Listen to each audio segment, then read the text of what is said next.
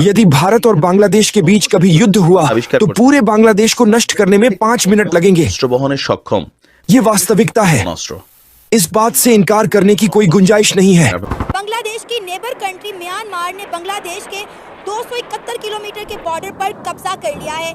जी हां, आप बिल्कुल ठीक सुन रहे हैं। जब बांग्लादेश इंडिया के साथ लड़ने में मसरूफ था, इसी दौरान बांग्लादेश के नेबर कंट्री ने बांग्लादेश की कमजोरी का फायदा उठाते हुए भारत में भी बांग्लादेशी घुसपैठियों का खोज स्नीफर डॉग लेकर के, जो सूंघने वाला कुत्ता होता है ना, उसको लेकर के स्टार्ट कर दिया गया है। भारत तो दूर कथा, म्यांमार भारत तो दूर की बात, हम तो म्यांमार से भी हार रहे हैं। वो भी हमारी जमीन पे कब्जा कर रहे हैं। बांग्लादेश को बनाने वाला भी इंडिया था, बांग्लादेश को चलाने वाला भी इंडिया है। ये 1000 साल से तकरीबन इस खिते में यही कुछ चल रहा है। जब जरा से सेट होते हैं, इनको उंगली होती है खुद ही। हमारी कौम को भी होती है, हम भी 2 साल बाद हुकूमतें चेंज करते हैं। हम फेसबुक पर पूरे दिन भारत को गाली देते हैं।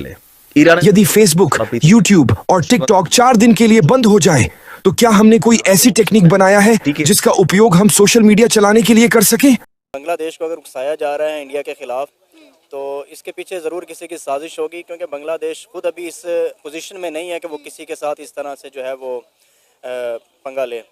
तो अभी देखें कि बर्मा और अराकान जो है, म्यांमार जो है, इसके अंदर भी मुस्लिम पॉपुलेशन ज्यादा है। वो एक बैलिस्टिक मिसाइल भारत से 3500 किलोमीटर से भी कम दूरी पर प्रोजेक्ट की जाएगी और वो बांग्लादेश के एक पूरे जिले को उड़ा देगी। हम बैठकर माइक्रोफोन पर गाली देने के अलावा सीमा पार कुछ नहीं भेज सकते। तो दोस्तों, जिस देश के फौजी कल तक बांग्लादेश और आसाम को 4 दिनों में फतेह करने की बातें कर रहे थे और जिनकी मीडिया कल तक भारत को जंग की धमकी दे रही थी, और जिस देश के लोग कल तक भारत को फेसबुक से लेकर यूट्यूब तक गालियां दे रहे थे, तो दोस्तों आज उन्हें यह समझ आ चुका है कि अगर भारत चाहे तो सिर्फ और सिर्फ 5 मिनट में बांग्लादेश को उड़ा सकता है। और आज बांग्लादेश के कई यूट्यूबर से लेकर जर्नलिस्ट अपने आवाम को, अपनी जनता को ये समझा रहे हैं कि अब अगर बांग्लादेश की भारत से जंग हुई तो चंद मिनट्स में बांग्लादेश जो है वो खत्म हो जाएगा।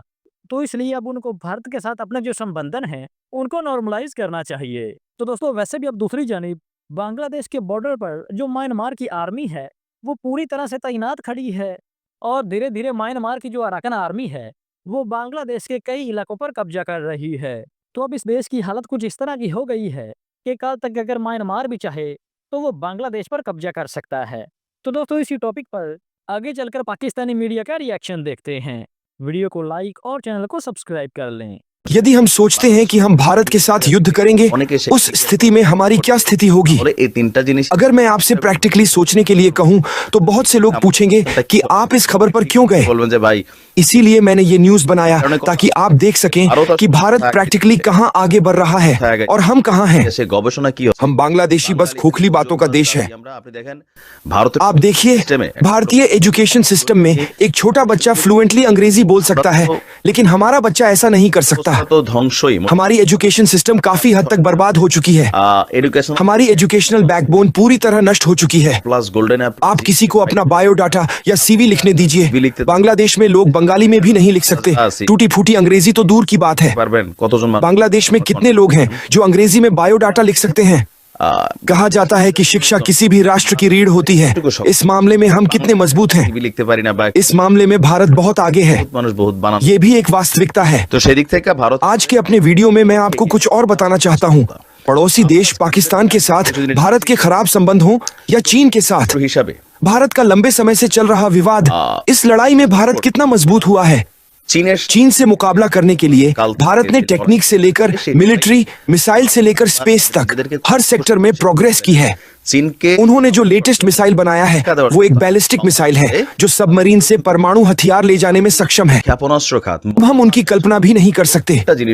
यदि भारत और बांग्लादेश के बीच कभी युद्ध हुआ तो पूरे बांग्लादेश को नष्ट करने में 5 मिनट लगेंगे। ये वास्तविकता है, इस बात से इनकार करने की कोई गुंजाइश नहीं है। কখনো যদি ভারত বাংলাদেশ যুদ্ধ হয় 5 মিনিট লাগবে পুরো বাংলাদেশের দাবাই দিতে। এটা হচ্ছে বাস্তবতা, আপনি এটা অস্বীকার করার। हम लोग ज्यादा से ज्यादा क्या कर सकते हैं? हमें पाकिस्तान को तेल लगाना पड़ेगा, अमेरिका को पापा बनाना पड़ेगा, चीन को परदादा बनाना पड़ेगा। भारतीय सेना विश्व की दूसरी सबसे बड़ी सेना है। फिर भी भारत ने अपनी बैलिस्टिक मिसाइल का सफल परीक्षण किया। नई बैलिस्टिक मिसाइल 3,500 किलोमीटर से कम दूरी पर स्थित लक्ष्यों को भेदने में सक्षम है। क्या हमारे पास एयर डिफेंस सिस्टम है? দ্বিতীয়বারের মতন তাদের नहीं। ব্যালিস্টিক ক্ষেপণাস্ত্র भारत के पास ये है। নতুন भारत के डिफरेंट स्टेट में जहां उनके इंपॉर्टेंट मिलिट्री बेस हैं, वहां उनकी एयर डिफेंस सिस्टम है। তা আমাদের কি हमारे पास क्या है? সিস্টেম আছে? নাই তো ভাই। हमारे पास कितने फाइटर जेट हैं? ভারতের আছে কিন্তু लड़ाकू विमान किस जनरेशन का है? ক্যাটাগরি সেখানে भारतीय नौसेना का कहना है कि हमारे पास इंडिजिनस टेक्नोलॉजी से निर्मित 2 परमाणु सक्षम सबमरीन हैं। বলি যে একজন লোক এটা इन बैलिस्टिक मिसाइलों को उन 2 सबमरीन से प्रोजेक्ट किया जाएगा। কোন ভার্সন इस पर विचार करें कि मैं ऐसा क्यों कह रहा हूँ। ज्ञान, विज्ञान और टेक्नोलॉजी में हमारी स्थिति वास्तव में क्या है? हम बहुत पिछड़े राष्ट्र हैं। फेसबुक पर लड़कर भारत को हराना जितना आसान है, प्रैक्टिकली भारत को हराना पूरी तरह से अकल्पनीय है। একদম জীবন টিবন দিয়া क्या आपने देखा है कि कैसे उत्तर कोरिया या ईरान पूरे पश्चिमी विश्व की परवाह किए बिना सैन्य शक्ति में आगे बढ़ रहे हैं? क्या आप इसका कारण जानते हैं? বড় একটা জাতি খালি उनके पास मशीनरी है। তো কইরা ভারতের उस स्थिति में बांग्लादेश के पास कुछ भी नहीं है। হাতগুলা बांग्लादेश सरकार को अपनी सिस्टम को अपग्रेड करना चाहिए, रिसर्च करना चाहिए तथा अपने रिसर्च बेस को समृद्ध करना चाहिए। আমেরিকার মতো टेक्नोलॉजी सेक्टर को और समृद्ध करना चाहिए। তো হয় हम फेसबुक पर पूरे दिन भारत को गाली देते हैं। ইরান यदि फेसबुक, यूट्यूब और टिकटॉक 4 दिन के लिए बंद हो जाए, तो क्या हमने कोई ऐसी टेक्निक बनाया है जिसका उपयोग हम सोशल मीडिया चलाने के लिए कर सके? মেশিনারি क्या वहाँ कुछ है? বানাইয়া থুপ দিয়া রাখ मैं कभी कभी सोचता हूँ कि पैसा तो है, सही कहते। लेकिन हमें अपने रिसर्च सेक्टर को और समृद्ध बनाना चाहिए। গবেষণা टैलेंटेड बच्चे स्कॉलरशिप पर विदेश जा रहे हैं। वे वहाँ अच्छे पैसे पर अपनी टैलेंट बेच रहे हैं। মানে আমরা हमारे देश की सरकारें उन टैलेंटेड स्टूडेंट्स को नहीं जानती। মানে এখন केवल चोर और चोर जैसे लोग ही कुर्सी पर बैठे हैं। ফেসবুক টিকটক হোয়াটসঅ্যাপ इस तरह किसी देश कैसे प्रोग्रेस करेगा? বানাই রাখছে যেটা चाहे आप भारत कहें या पाकिस्तान। আছে কিছু হাওলাই कूटनीति में कोई भी कभी भी स्टेबल पार्टनर नहीं होता।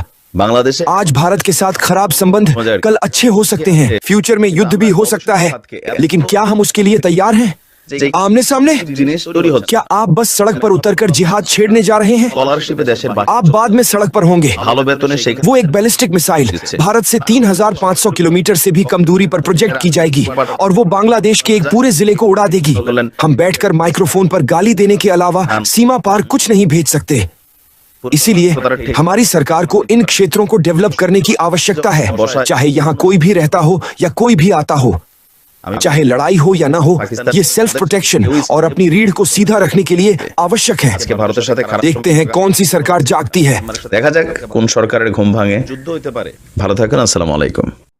और वो कैसे करें? ना आप उनको इंग्लिश पढ़ा रहे हैं, ना मैथ पढ़ा रहे हैं, ना उनको फिजिक्स केमिस्ट्री पढ़ा रहे हैं, तो आपको ऐसे वो आप सिर्फ दीनी तालीम दे रहे हैं कि नमाज किस तरह पढ़नी, कुरान मजीद को याद किस तरह करना है, तो आपको दीनी मदरसे कहा जाएगा, दरसे निजामी इनको कहा जाता है। तो दर हकीकत अगर देखा जाए तो 24,000 मदरसा इनका, 18,000 मदरसा दूसरा। तभी तो इस वक्त आपको पता है खान साहब भी उनकी मिन्नतें करते हैं कि आप हमारे साथ मिलकर इस्लामाबाद पे हमला करें, क्योंकि इस वाहिद एक आदमी है जो बच्चों को ला के मदरसों से सड़कों पे ले आता है। फौज भी डरती है उनसे और वो ब्लैकमेल करते हैं। अब फ्यूचर आप देख लेंगे हमारे इन कंट्रीज का फ्यूचर क्या है। चले, बांग्लादेश की बात हम कर रहे थे। चीमा साहब, इसके हवाले से मैं पाकिस्तान पे आया हूं, मैं एपीएस की तरफ बात करूंगा। हमने कुछ नहीं सीखा एपीएस से, कुछ भी नहीं सीखा। एपीएस के बारे में जब इस 16 दिसंबर के बारे में मैं रिसर्च कर रहा था तो मैं हैरान इस बात पे था। चीमा साहब, मैं 1 मिनट के लिए अपने आप को ले गया उस एपीएस वाले दिनों पे, जब एपीएस का हमला हुआ था तो मुर्शद पाक उस पर धरना देकर बैठे थे इस्लामाबाद। एपीएस की जिम्मेदारी किन्होंने एक्सेप्ट की थी? टीटीपी ने की थी। बाद में टीटीपी को सपोर्ट किसने किया? मुर्शद पाक ने किया।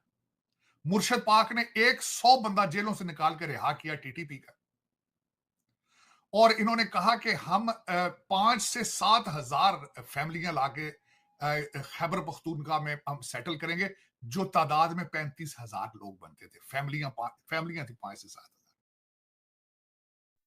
वेल तो दोस्तों, ये थी हमारी आज की वीडियो। अगर वीडियो अच्छी लगी हो तो वीडियो को लाइक और चैनल को लाजमी सब्सक्राइब कीजिएगा। तो हाजिर होते हैं इस तरह की एक नई वीडियो लेकर।